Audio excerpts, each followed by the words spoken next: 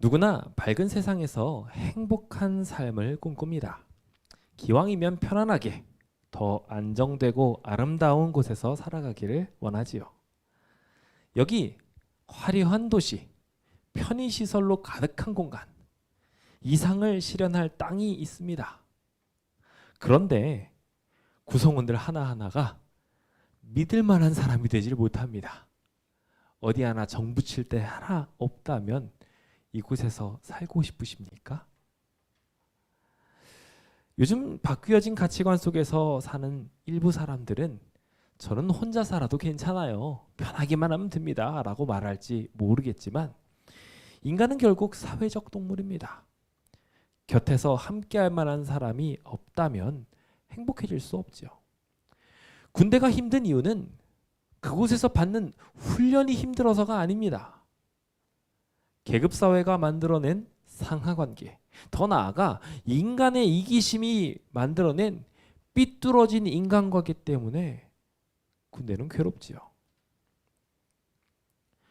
즉, 아무리 멋진 신도시가 세워진다 할지라도 그곳에 살아가는 사람들이 어떤 사람들이냐에 따라서 살기 좋은 도시가 될 수도 있고 삭막한 도시가 될 수도 있는 것입니다.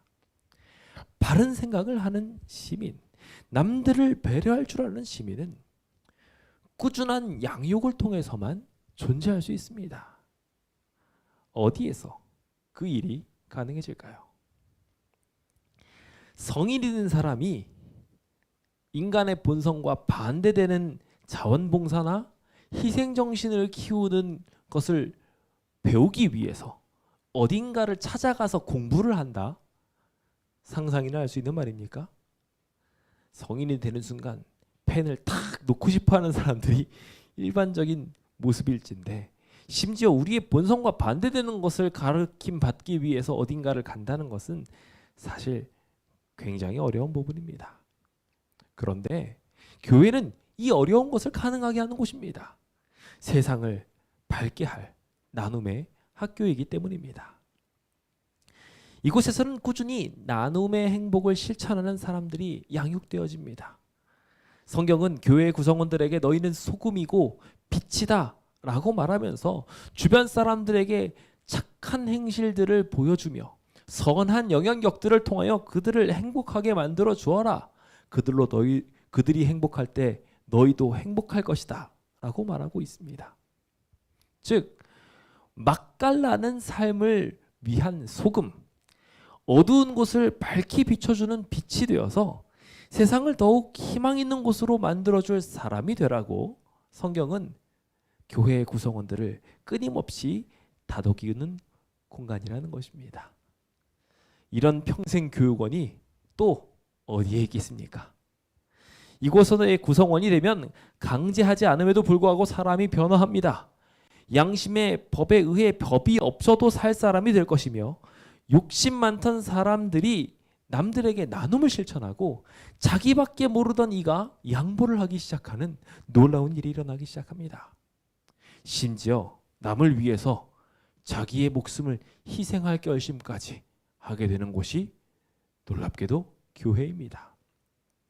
즉, 교회는 도시를 구성하고 있는 시민들을 믿을 만한 사람들로 채우는 최고의 기관인 것입니다. 그래서 신앙을 가르쳐 종교, 즉 으뜸되는 가르침이라고 말하는 것입니다.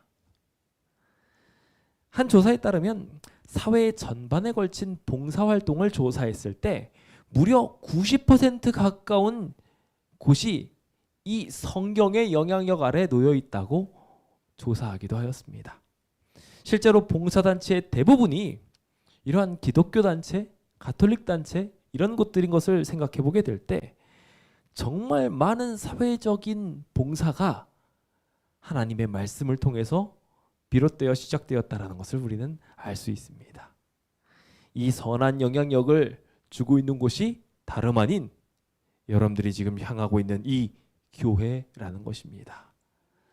선한 사람들, 스스로 행복을 만들며 동시에 주변 사람들에게 행복 에너지를 전파하는 사람들, 자기 욕심대로 하고 싶은 사람들까지도 보다듬어서 선한 감화력을 주고, 더 나아가 그들이 스스로의 욕망을 제어하고, 더 나아가 다른 사람들에게 사랑을 나누는 일꾼으로 바뀌게 하는 곳, 그게 놀랍게도 교회인 것입니다.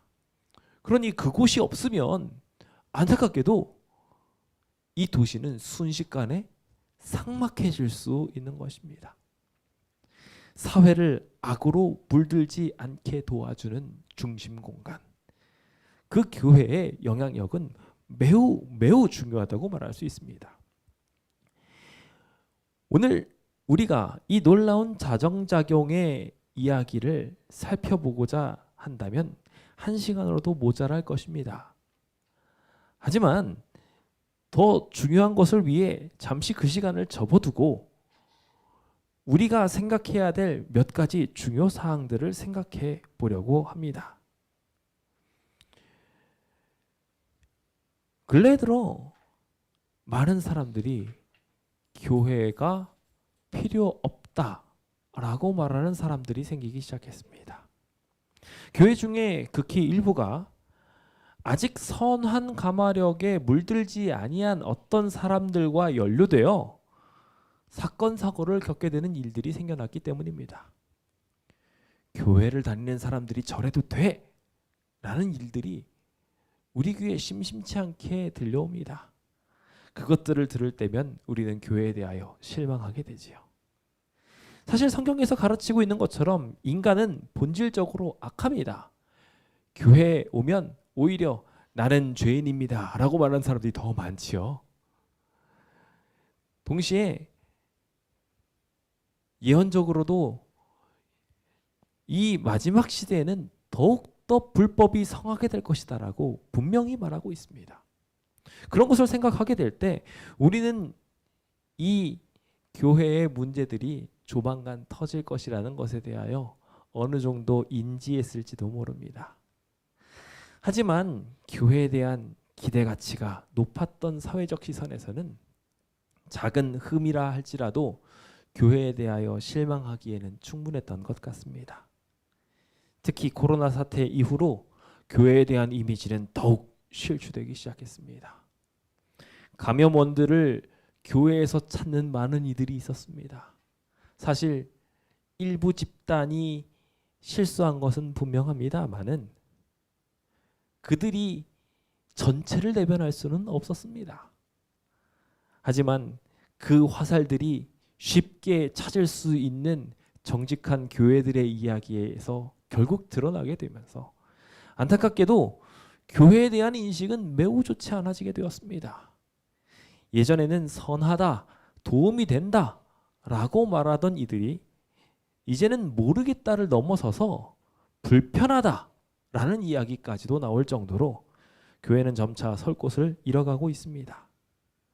그러다 보니 정책에까지 그러한 일들이 반영되기 시작하고 있습니다. 교회는 더 이상 이 사회에 필요 없는 공간처럼 되어져 가고 있지요.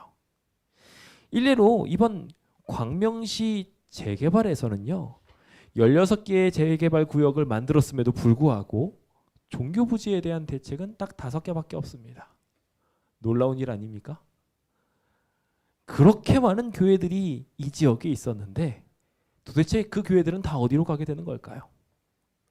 도시 전체를 재개발하고 있는 이 광명시에서 도대체 이 떠나간 교회들은 어디에 자리 잡게 되는 걸까요? 일부 턱없이 모자란 수의 교회들만이 안타깝게도 이 광명시를 지킬 수밖에 없게 되었습니다. 더 큰 문제는요, 최근 재개발이 진행되는 방식 때문입니다. 재개발이 진행이 되면서 어떻게든 돈과 이익이 중요하다 보니까 요즘 대세가 상가는 짓지 않고 다 아파트만 짓는 것입니다. 그러니까 상가가 없다는 것은 무슨 얘기냐면 어떻게 해서든지 교회다운 교회가 되진 않더라도 작은 교회라도 그 상가를 사서 들어올 수 있을 상황이 만들어져야 되는데 재개발 사업 자체에서 상가가 돈이 되지 않으니 상가를 짓지 않는다는 거예요. 그러다 보니 교회가 들어갈 만한 공간은 턱없이 모자랄 수밖에 없게 되었습니다. 재개발 이후에도 광명시에는 어쩌면 교회가 몇 남지 않게 될지도 모릅니다. 시민들은 이러한 상황 속에 도리어 교회가 없어진다는 이야기에 박수를 치고 좋아하는 경우들도 보게 됩니다. 교회가 가진 알짜배기 땅을 헐값에 사들였으니 그것을 나누어 먹을 수 있다고 좋아하기도 하고요. 도리어 교회를 재개발해서 수익성을 떨어뜨리는 사회 악으로 여기면서까지 빨리 없어졌으면 좋겠다라고 말하는 분들까지도 생기고 있습니다. 하지만 교회의 역할은 이 도시에 여전히 필요합니다. 이대로 교회가 사라지게 된다면 화려한 도시, 편의시설로 가득한 이상적인 공간이 될지는 모르겠지만 정작 그 안의 구성원들은 사랑, 봉사, 희생과 같은 정신이 결여된 대체할 수 없는 행복의 요건들을 잃어버린 사람들이 될 수도 있습니다. 누군가는 소외되어 슬퍼질 수밖에 없는데 그 슬퍼진 사람들을 위로할 사람이 없게 되는 겁니다.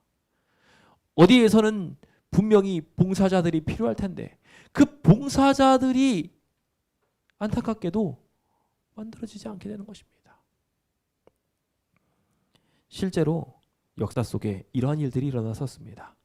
프랑스 대혁명 당시 오랜 악습으로 병들어버린 교회를 보면서 염증을 느꼈던 이 사회가 이 병든 교회를 없애버려야 되겠다 결정을 내려버린 것입니다.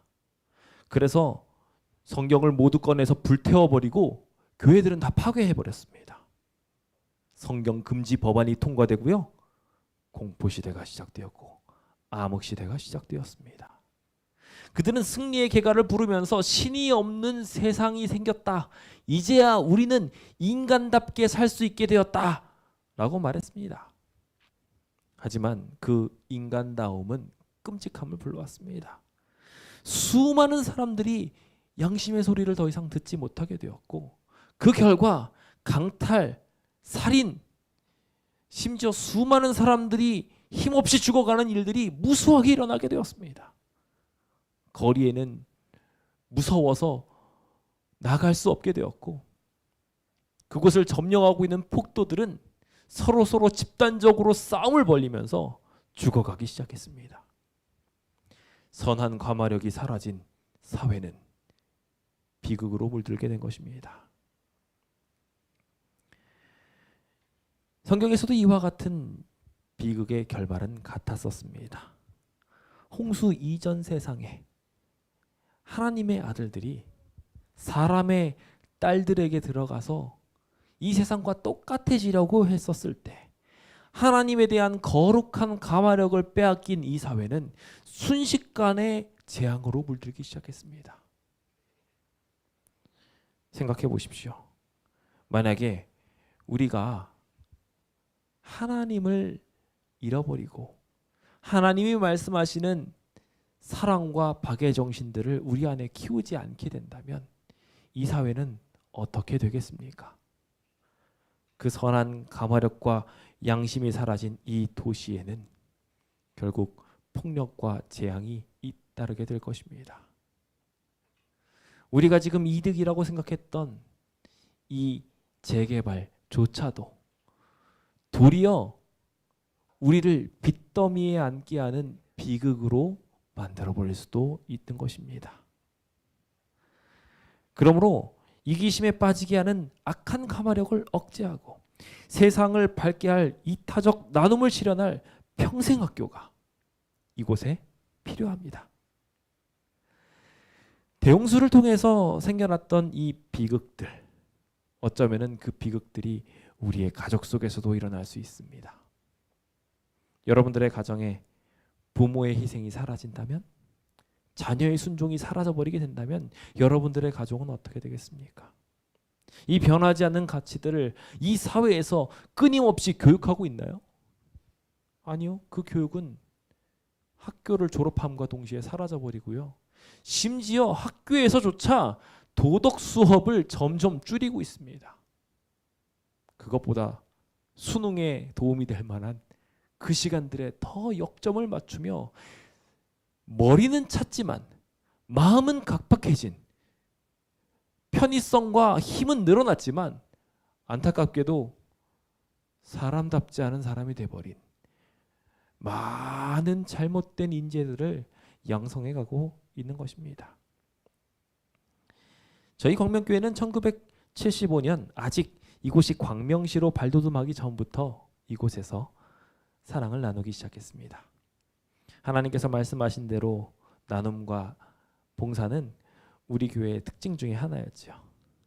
체험보다는 비움이 더 나은 축복이라는 것을 생각을 하며 치료봉사, 이발봉사, 목욕봉사, 반찬봉사, 빵봉사, 집수리봉사, 외국인 대상봉사, 탈북민 대상봉사, 소외계층 대상봉사, 심지어 죄책감을 가진 사람들을 모시고 와서 그 사람들의 죄책감을 해결하기 위한 봉사까지 다양한 이들을 향해 다양한 종류의 봉사들을 하며 여기까지 왔습니다. 그것이 우리 교회의 정체성이며 하나님을 믿는 사람들의 정체성입니다. 우리가 적은 재물이 있다 할지라도 그 부족한 가운데서 빛과 소금으로 살기 위해 살아가도록 하나님께서 우리를 끊임없이 권면하시기에 심지어 지난 코로나로 인하여 교회에 못 나오는 동안에도 신앙을 가진 이들은 마음 한켠을 교회에 두고 끝까지 신앙을 유지하기 위하여 사회의 밝은 면이 되려고 애를 써왔습니다. 그런데 코로나가 장기화되는 과정 속에서 교회와의 접점이 점점 끊기게 되고 많은 이들이 교회를 가지 못하면서 그 안에서 점점 악한 영향력들이 깨어나오기 시작했습니다. 그것은 이미 우리가 보고 있는 신문들에서도 많이 일어나고 있는 잔악한 이야기들로 이어지고 있습니다. 예전엔 이런 교회들이 자정작용을 한다는 것을 인지해서 그 노력들을 인정하는 바로서 표창장을 주기도 했었습니다. 그래서 저희 교회도 예전에 도지사에서 내려주는 표창을 받기도 했었죠. 근데 이제는 도리어 국가에서 돈으로 시간들을 사서 수많은 사람들을 뿌려버립니다. 그러면서 그 봉사의 자리를 교회가 아닌 자신들이 책임지겠다고 이야기하며 그 정부의 재정을 통해서 이것들을 채워가려고 합니다. 돈으로 산 봉사자들에게서 진정한 사랑과 봉사의 정신 어디까지 교육할 수 있을까요? 심지어 이 봉사와 사랑 정신으로 일하고 있는 사람들, 국가에서 녹을 받으면서 나가는 이들조차도 신앙인 경우들이 굉장히 많다는 것은 우리가 정말 잘 점검해 보아야 될 이야기입니다. 교회 존재 자체가 주는 선한 감화력은 봉사단체의 대부분이 신앙인들을 임을 생각해 보게 될 때 우리는 그 교회의 필요성을 다시 한번 더 깊이 느끼게 됩니다. 사회를 밝힐 수 있는 최적의 기관, 교회인 것입니다. 살맛 나는 도시를 꿈꾸십니까? 정말 사랑 넘치는 이웃들과 함께 위협 없는 도시에서 살아가고 싶으십니까? 내가 살아가고 있는데 발걸음 쿵쿵쿵 하는 게 무서워가지고 조심조심 살지 않아도 되는 아랫집 만나고 싶으십니까? 그렇다면 이 공간에는 교회가 필요합니다. 우리가 더 행복해지려면, 더 즐거워지려면, 더 풍요로워지려면 세상을 밝게 할 나눔의 학교, 교회가 필요한 것입니다. 혹 여러분들의 삶에 교회가 너무 멀어지지는 않았습니까? 코로나라는 핑계로 너무 오랫동안 교회를 떠나 있지는 않으셨습니까? 이 시대의 세태가 점점 교회를 멀리하게 만듭니다. 좀 더 편의롭게, 더 즐겁게 살라고 이야기하며 우리들을 교회에서 자꾸 떨어지게 만듭니다. 이제 우리는 그러한 자정작용마저 잃어버릴까 걱정해야 되는 시대에 살아가 있습니다. 나이가 우리가 점점 많아지게 되면 어쩌면 그런 가운데 성장한 사람들이 하나님에 대한 양심적 권유를 받지 못한 채 우리들을 다 고려장해버릴 수도 있습니다. 함께 이 일이 이 광명시의 비극으로 자리 잡지 않을 수 있도록 기도해 보면 좋겠습니다. 여러분들의 가정의 비극으로 자리 잡지 않도록 여러분들의 가정에 교회의 사랑의 정신이 자리 잡을 수 있도록 꾸준히 빛이 되어 주십시오. 그럴 때 여러분들의 행복은 실현될 것입니다. 그 행복의 아름다움이 여러분들의 일생 동안 내내 함께 하시길 축원드리면서 오늘 모든 말씀을 마칩니다. 감사합니다.